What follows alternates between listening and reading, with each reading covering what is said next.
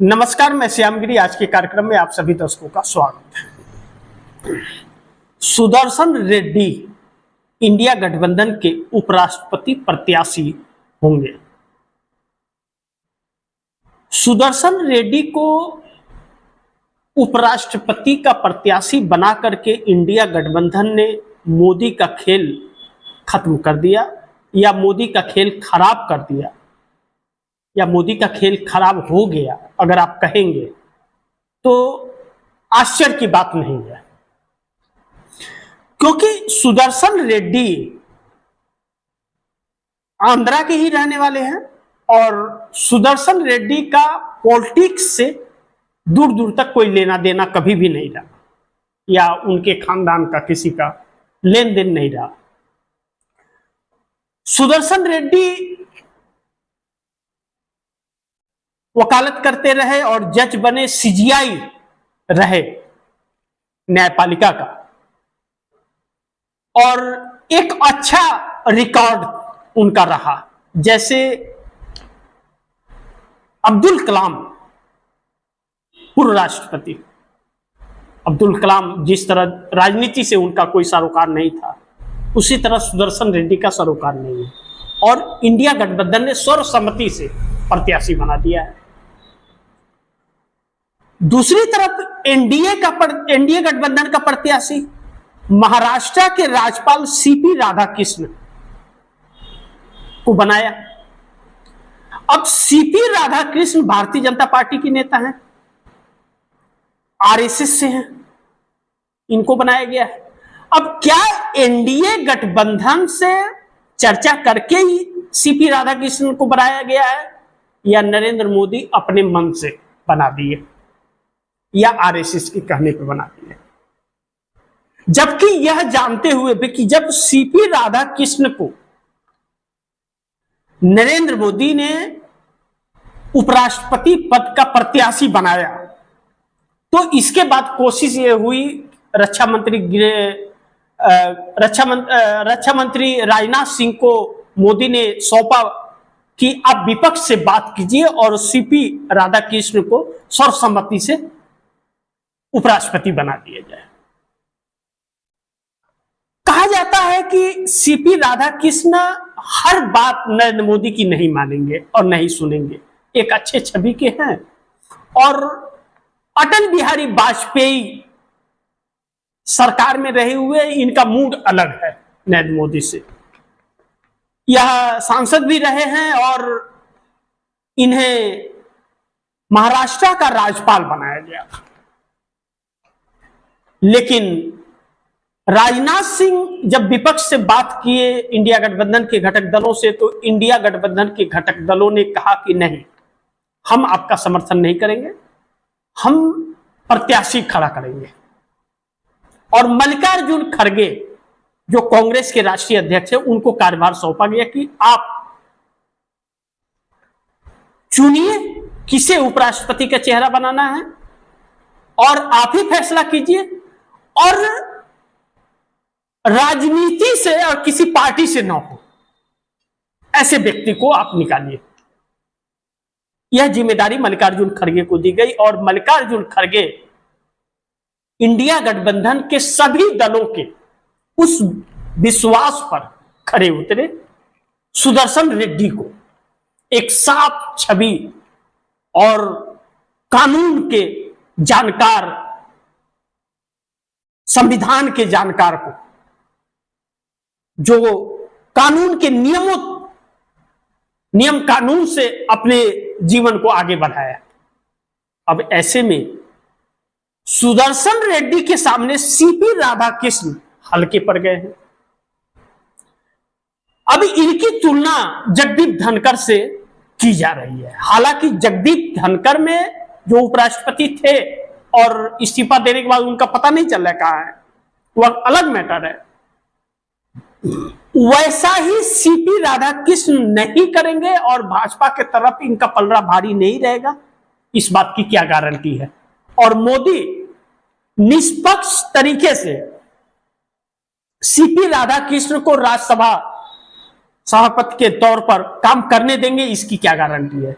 इसलिए इंडिया गठबंधन सुदर्शन रेड्डी को प्रत्याशी बनाया। अब सुदर्शन रेड्डी जब आंध्र प्रदेश से आते हैं और चंद्रबाबू नायडू, पवन कल्याण और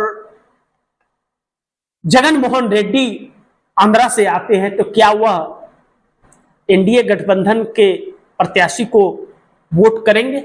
जबकि उपराष्ट्रपति के चुनाव में व्हिप जारी पार्टी का नहीं होता है। और दूसरी चीज,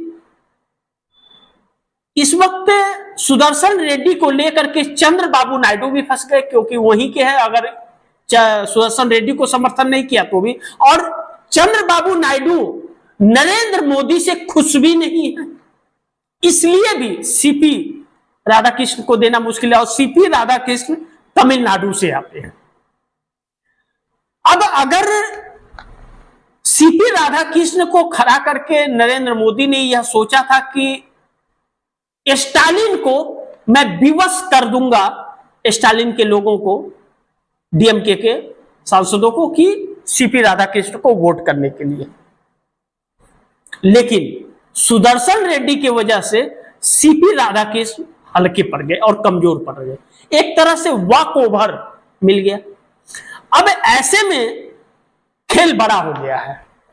अब जो बीआरएस है तेलंगाना के चंद्रशेखर राव की पार्टी, जिनके ऊपर आरोप लगा है कि वह भारतीय जनता पार्टी की बी टीम है, क्योंकि लोकसभा में तो उनके लोग नहीं हैं, चुनाव सब हार गए, लेकिन राज्यसभा का कार्यकाल चूंकि 6 साल के लिए होता है, तो राज्यसभा में उनके लोग हैं। अब अगर सुदर्शन रेड्डी को उनके लोग वोट नहीं किए तो यह साबित हो जाएगा कि के चंद्रशेखर राव भाजपा की बी टीम है, तो तेलंगाना के अंदर के चंद्रशेखर राव का, बीआरएस पार्टी का वजूद समाप्त हो जाएगा। तो मजबूरी हो गया। और जिस तरह से रेवंत रेड्डी वहां पर तेलंगाना के सीएम हैं और एक्टिव हो चले हैं, इससे सुदर्शन रेड्डी को मजबूती मिल रही है। दूसरी तरफ जगन मोहन रेड्डी आंध्र प्रदेश के 19 से 24 तक जगन मोहन रेड्डी नरेंद्र मोदी के साथ थे और अब साथ नहीं है, लेकिन वह नजदीक मोदी के आना चाहते थे। लेकिन सुदर्शन रेड्डी से अब जगन मोहन रेड्डी दूर नहीं हो पाएंगे, मोदी के साथ न जाकर के सुदर्शन रेड्डी के साथ रहना पड़ेगा, नहीं तो आंध्रा का रेड्डी समाज जो है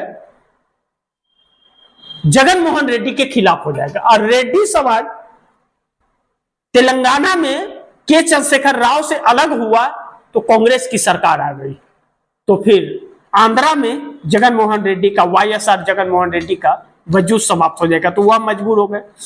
चंद्रबाबू नायडू अगर सुदर्शन रेड्डी को सपोर्ट नहीं करते, जो संवैधानिक पद है, किसी पार्टी का नहीं होता है, नहीं किया और सीपी राधाकृष्ण का कर दिया, तो आंध्रा के लोग हो जाएंगे कि आंध्रा के व्यक्ति को आपने सपोर्ट नहीं किया, दूसरे को किया, क्यों? तो उनके वोटर उनसे बिदक जाएंगे, तो मजबूर हो गए। अब ऐसे में खेल बड़ा हो गया। लेकिन जो टोटल वोट पड़ रहे हैं उपराष्ट्रपति के लिए 782 वोट हैं, जिसमें 542 लोकसभा के सांसद और 240 राज्यसभा के सांसद हैं, टोटल 742 है। और एनडीए गठबंधन के पास 425 है और इंडिया गठबंधन के पास 370 है। फर्क जो है 55 का है। और जैसा मैंने कहा कि चंद्रबाबू नायडू, के चंद्रशेखर राव बीआरएस और वाईएसआर जगन मोहन रेड्डी, जिस तरह यह लोग हैं, यह लोग अगर इंडिया गठबंधन के साथ आ गए तो नरेंद्र मोदी का प्रत्याशी चुनाव हार जाएगा और भारतीय जनता पार्टी के भी बहुत से सांसद क्रॉस वोटिंग करेंगे। ऐसे में इंडिया गठबंधन मजबूत परिस्थिति में है सुदर्शन रेड्डी को लेकर के। और जिस तरह कॉन्स्टिट्यूशन क्लब का हुआ था, चुनाव हुआ था, उसका नरेंद्र मोदी और अमित शाह ने संजीव बालियान को प्रत्याशी बनाया था, तो नरेंद्र मोदी अमित शाह का बात भाजपा के सांसदों ने नहीं माना और राजीव प्रताप रूडी को समर्थन दिया, विपक्ष भी समर्थन दिया। वैसे ही सुदर्शन रेड्डी और सीपी राधाकृष्ण में होने वाला है कि सीपी राधाकृष्ण फंस गए, चुनाव हार जाएंगे और सुदर्शन रेड्डी चुनाव जीत जाएंगे, ऐसा प्रतीक हो रहा है। बाकी वक्त बताएगा क्या होगा, लेकिन राष्ट्रपति का चुनाव फंस गया है, मोदी बुरी तरह जकड़ गए हैं। देखना दिलचस्प होगा क्या होता है। जो भी होगा आप दर्शकों को खबरें पहुंचाते रहूंगा, आप दर्शक नजरें बनाए रखिएगा। गुजारिश निवेदन है कि इस खबर को ज्यादा से ज्यादा शेयर कीजिएगा, अपने दोस्तों को भी कहिएगा आगे शेयर करें। आपने अगर चैनल को सब्सक्राइब नहीं किया, सब्सक्राइब कर लीजिए, अपने दोस्तों को भी सब्सक्राइब करने के लिए कीजिएगा और आप अपनी राय कमेंट में जरूर दीजिएगा। मिलते हैं फिर अगली खबर के साथ, तब तक के लिए नमस्कार।